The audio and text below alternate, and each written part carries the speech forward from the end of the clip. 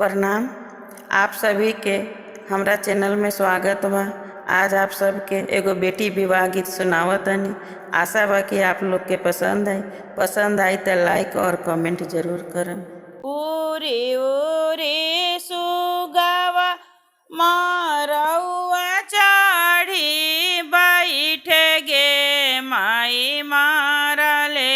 कमन दुल्हा रोरिया चलाई गे माई मारले कमन दुल्हा रोरिया चलाई गे माई रोवेली सुंदर बेटी नयन ढारी लोर गे माई पापा के पोसल का सुगवा के ही दिले उराई गे माई पापा के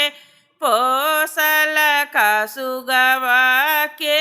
ही दिले उराई गे माई मुख पर रुमाल डाली हंसलन सुंदर दुल्हा पापा के पोसल का सुगवा हम दनी उराई गे माई पापा के पोसल का सुगवा हम दनी उराई गे माई चुप हो सुभवा हमारा है अरे हम आईब वृंदावनवा सुगवा लई भवेशाही गे माई हम जाएब वृंदावनवा सुगवा ले आएब गे माई उरी उरी सुगवा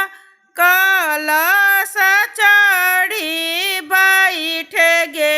माई माड़ले सुंदर दुल्हा रोरिया